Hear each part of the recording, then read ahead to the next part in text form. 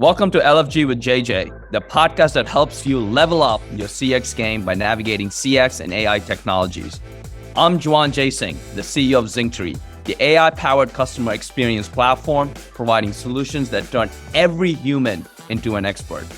700 plus companies across 54 countries trust our solutions to boost their contact center proficiency, enable their customers to self-help, improve their internal processes, and more with Zingtree.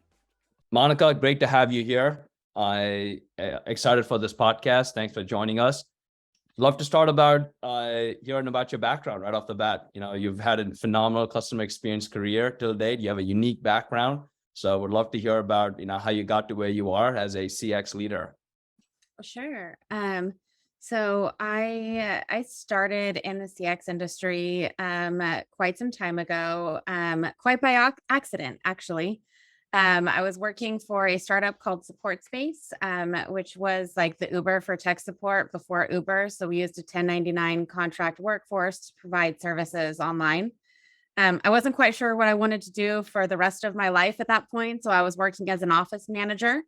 Our CEO had signed a deal with a Fortune 500 company. And one of the things that we had to have was a 24-hour-a-day call center, which we didn't have. He came over and was like, "Hey, do you think you can do this?" And I was like, I've never done it, but sure. That sounds like fun. Like, I'll figure it out. Had to set up. I think we started with about 8 employees, 24/7, couple people at a time, in our office in South San Francisco. But it was a really interesting way to get started, and turned out to be something I really enjoyed, and have made a career out of it. That's amazing. So you took, you said yes for more responsibility. You took a chance, even though you didn't have any experience. You learned quickly on the job, and here you are. Now you're a CX and a thought leader. That's amazing. I was there, during that time, I'm sure. And this was when was this? How many years ago was this? 15 15. plus. Yeah. So I'm just curious, you've seen a lot has happened in the last 15 years, right? So as you progressed in your career over the last 15 years, how has your role evolved? And how has, the technology evolved, and how has the space evolved? Sure. So I think, back then I went with things that were familiar. So we used Salesforce as our ticket management software, and other big name things that were easy and something that you knew existed. Over time, I realized that that's not always the best way to go, and so I started plugging myself in with what's happening in kind of newer companies. And really trying to figure out, what are companies that look like they're building something that's going to be the next best thing, and started going more with those type of companies. So as I progressed, I moved from Salesforce to customer with a K and UJET and tools like that were a little bit more cutting edge and much earlier in their sales cycle. Actually, when I went with UJET, their CEO was my salesperson. We were such an early customer. That's amazing. So you've gotten phenomenal opportunities to take this role, but in some way you're also giving opportunities to early stage startups that are, just getting into the space and trying to do something cutting edge and innovative, and you're taking a chance on them. Yeah, I think, when we went with UJET, I was at August Home, which was a few years after that acquired by Assa Abloy. So we were a pretty big name customer for them at that stage, considering their CEO did come to our office and do the presentation and all of that stuff. So they weren't, they hadn't built out a sales team or anything like that. They were just like, "Hey, we're building this. Do you want to try it?" And we're like, "Sounds like fun." Yeah. And that's awesome. And looking at your career, you've, stayed pretty loyal. You worked at, Support Space for 6 years. You worked at August Home, plus, Assa Abloy for almost over 10 years. And now you're at KOHO.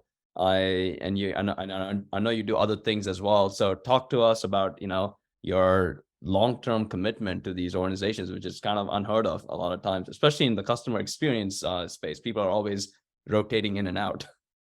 I feel like, to really make an impact, you have to stay someplace for quite some time and really be able to evolve with what's happening in the world and what's happening in the space.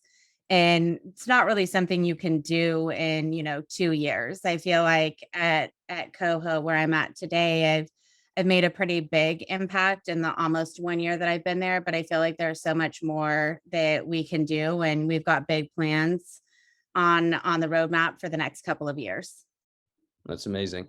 That's great. It's great to see people who are committed and saying, hey, 2 years is not enough. Especially this day and age, a lot of people leave in a year or 2 years. So having, I really do believe in the same way you do. I think it takes about 3 to 4 years to make a real impact. The changes you want to make, the learnings you've had, and then what kind of results can you get. It's amazing that you've gotten great results in year one, but normally it takes 3 to 4 years for things to pan out and to make a real not just an investment, but a tremendous contribution to the work you're doing. So that's awesome. That's great to hear. So let's talk about, your background has allowed you to continue, progress and be successful. You've been in the space for, 15 plus years now. You're seen as an expert and a thought leader. What are you seeing in the industry now? There's a lot going on in our customer experience industry, in our customer support space, with everything that's going on with the technology, innovation that's happening, whether it's with OpenAI, ChatGPT. What do you see happening in our CX space, in the customer support space? It's a hot space now. What do you see happening now? Where do you see it going down the line? I think the biggest things that are happening right now is the advancements in AI. It's been something that the companies have been toying around with for a long time, starting back to basic pre-built chatbots and stuff that took a lot of work for customer support teams to set up. Some of the changes that are happening now are going to enable chat and kind of self-service to become a little bit more front and okay for customers. Traditionally you get put into a chatbot and you're like, oh my God, I can't believe I'm talking to this robot. Like, this is dumb. As things like ChatGPT and stuff like that become more mainstream, people are going to get a little bit more used to doing things like that and become a little bit more accepting of it. And I think that that'll be a great way for customer support teams to focus on the bigger picture. So you can look at things that require a little bit more handholding or need more white glove service, and you can free up a little bit more time by offloading those low-hanging fruit things to AI. Nice. Yeah. I mean, that's well said. We're seeing that as well, right? We've had a lot of customers that come and found Zingtree, including yourself when you were at August Home. And a lot of the customers already had access to the latest and greatest technology when they came to Zingtree. They've explored and implemented AI solutions or chatbot. And sometimes it worked and sometimes it didn't work. Sometimes it worked for some, less complex thing, low-hanging fruit, like you said, but it didn't work for some other use cases. And Zingtree benefited from it because we had a really different view on how to, build a customer experience platform, starting with mapping out all the knowledge and, building it into a, sophisticated decision tree engines through our process mapping solutions that we had. So it was kind of, a different route that we took that helped us grow. But now we're also seeing that, hey, based on having that strong Zingtree foundation, you can then build to the next level of customer experience with AI, with ChatGPT. So we're very much down that path here at Zingtree. So it's great that we're not alone, and leaders like you are also thinking the same way. Yeah, and as you know, I tried that at August, where we moved away from Zingtree to do a more homegrown in-house AI tool for our agents, and came back because the Zingtree solution was definitely a lot more elegant and useful for our agents than what we were trying to do on the other side. Yeah, I mean, I will never forget that because you fired Zingtree. I'm a competitive guy, so I was very upset that you fired Zingtree, but my whole team was against me because, we lost an amazing customer in August Home. But appreciate you giving us a second chance and coming back to Zingtree. So it was bittersweet when you left, but it was awesome when you came back. So thanks for reminding me about that. This is an interesting question for you. right? There's a lot of companies out there that are big companies that are getting into AI and, ChatGPT kind of, solutions. You've heard that from Google, from Microsoft, and, all these different companies are investing a ton of money into it. On the other extreme, there are 2-person, 5-person companies that have been popping up in the last few months, and will probably pop up a lot this year as well. Who are A lot of them are focused on customer support, customer experience space. So you've always taken a chance on early stage startups. How do you feel about working with a 2-person company who's, looking to grab your data and do more AI kind of solutions for you at this stage with these kinds of newer technologies? I mean, being in the fintech space a little bit, there's a little bit more logistics involved in going with the newer stage company because we do have to make sure that our consumer data is protected.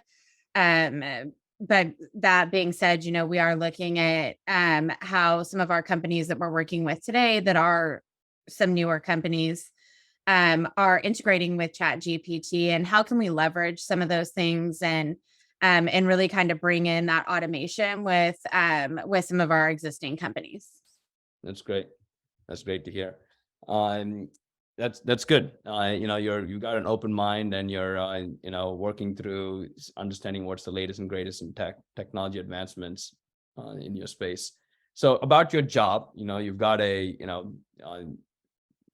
important job. I know you're very busy. You're always also making your vendors like Zingtree work on weekends, and you're always working. And You you sound have like terrible.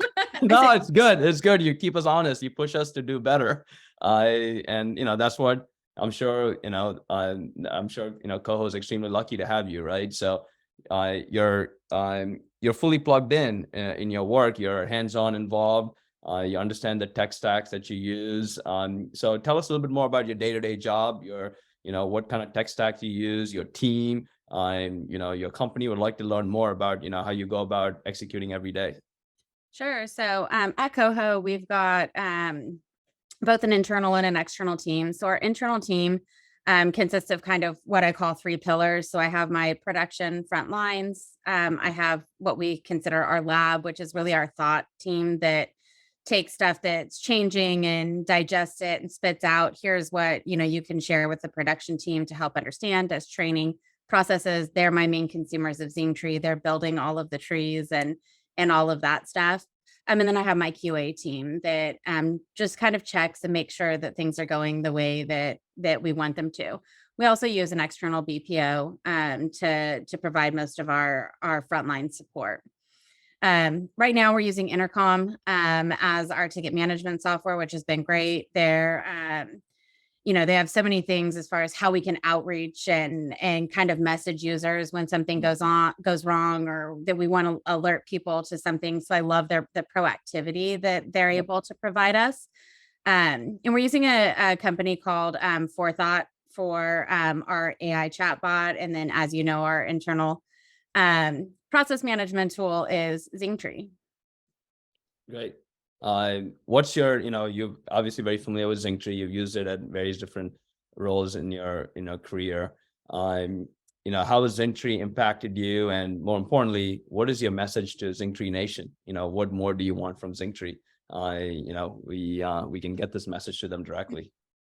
So I think the biggest thing that we've seen is our productivity. We were able to take people from sub 2 tickets per hour closed to 8 to 9 closes per hour, which has been huge efficiency gain, and makes our users a lot happier and brings our costs down. So it was really great to kind of see how we were able to take our really complex processes and put them into digestible pieces using Zingtree. And then this won't surprise you, but my biggest thing is always reports. The more data I can get out of Zingtree, the better. And then, anything that you guys start working with as far as AI and making our job of building trees easier. That's one of the things I'm seeing companies start to do, is to make the part of where you have to do the heavy lifting to build something a little bit more seamless. Perfect. That's great. That's exactly the path we're going down. So I look forward to discussing that with you more in the near future. In terms of staying relevant in your job, what are the kinds of communities or, types of people you engage with? And, you mentor people. You have a mentor that you look up to? Like, how do you, stay relevant in your job the way you do? Sure. So, I think the biggest thing that I do is try and like consume as much information as I can that's out there. Also late last year, I joined a community called Chief, which is a women's executive network. So it's great to get plugged in with a lot of influential women. And it's been great. I've leveraged a lot of people in there looking at things like automated QA and Yeah. other kind of up and coming technologies to understand, how are people using these? What tools are other folks using? What processes do people have? And love setting up, just some coffee chats with people I may not have interacted with and understanding what they're doing and, things that are working really well. If I can network enough and take the best of all of these worlds, then I can come up with, what's a great package for KOHO and our users. And are these coffee chats live, or is this on Zoom, or, how you? Typically on Zoom. Yeah. So everyone's in the Zoom world now. Yeah. And KOHO, you guys have, phenomenal company, right? From hearing from you and what I've read in the news, you made a conscious decision to bring more, women executives, into KOHO, and that's, served KOHO very well. Yeah, we now have 4 women on our leadership team that That's amazing. I think we had 2 when I first started. That's great. It's it's always a good sign of a healthy company. We've got lots of plans to celebrate Women's Month in Yeah, March. it's coming up March. Well, tomorrow. Yeah, that's right. Good timing. So as we're getting ready to wrap this podcast up, I looked at your resume and your background. You didn't get into this in your background, but you have a very unique, background, right? In terms of your education. I saw you were in school for a long time, did school online and in school, and you progressed. I don't think you finished school, but I'd love to learn more about what went, during that, what happened there during educational phase of your journey. Sure. I mean, like I kind of mentioned earlier, didn't quite know what I wanted to do. Found it really hard to focus on school when I wasn't quite sure what I wanted to do. When I was offered the role at Support Space, I opted to focus a little bit more on things that were really career related to what I was doing. So I did tons of certificate programs at American Management Association and other places like that were things that I could really use tomorrow. I could go in, I could learn this, and I could put Practical it in things. practical application tomorrow. That seemed to hold my focus a little bit more and get me really excited than just. And you got paid doing it too. Yes, that makes it even better. That's great. Do you think, you not having like a traditional, a lot of people go to 4-year college, some of them go, 2-year masters. That's the norm. I do appreciate people who go outside that box and you check that box there. But has that, it's benefited you? You've progressed. But I'd love to hear stories of, has that affected you negatively because you didn't have a college degree? Have you run up against that, or are those days over now? I think early in my career, it definitely impacted me. I think that I took the hard road, and I will caution people that the path I went is not always the easiest. Early on, I definitely had jobs I had applied for where that was a blocker.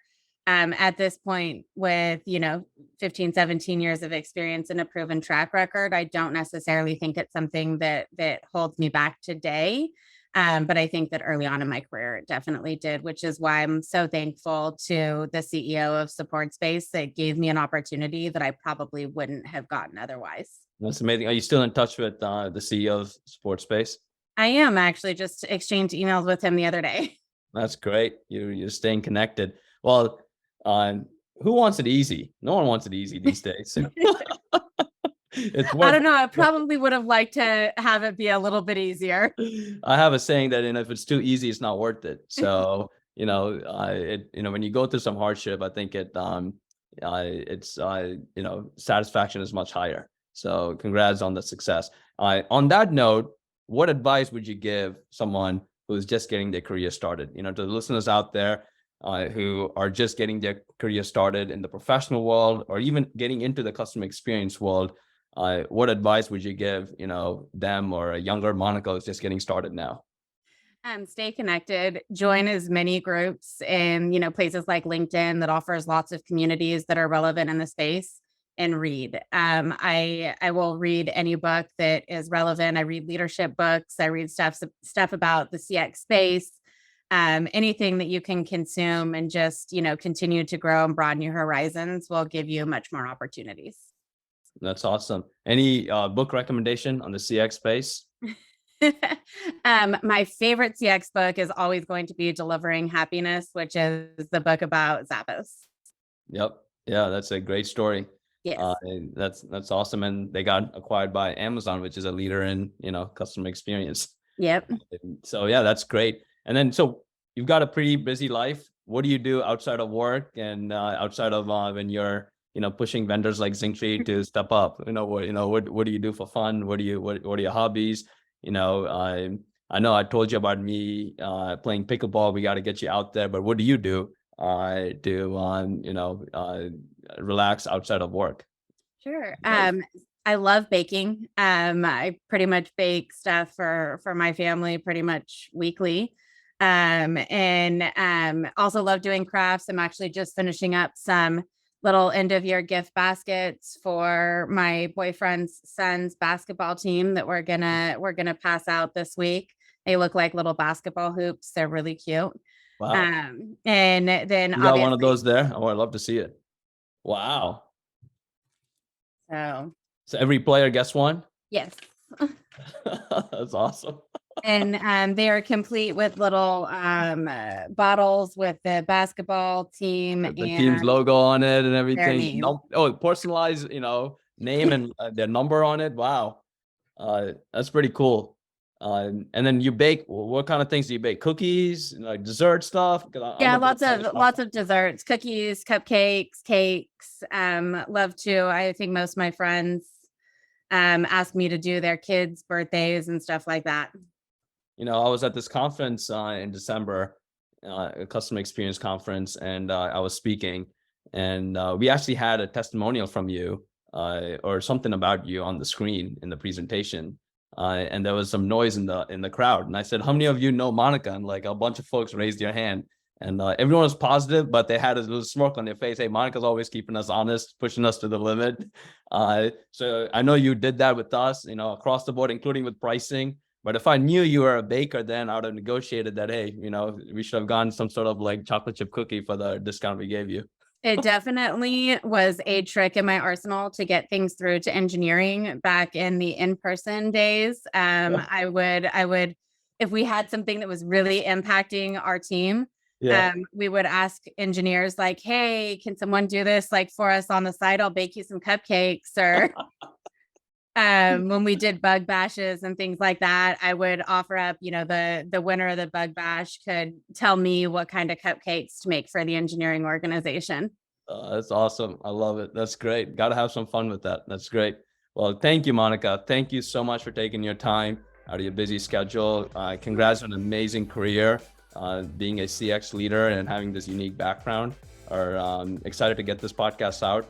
It's going to be awesome. So thanks again for taking the time to be with Zinctree today. Awesome. Of course. Thank you very much for having me.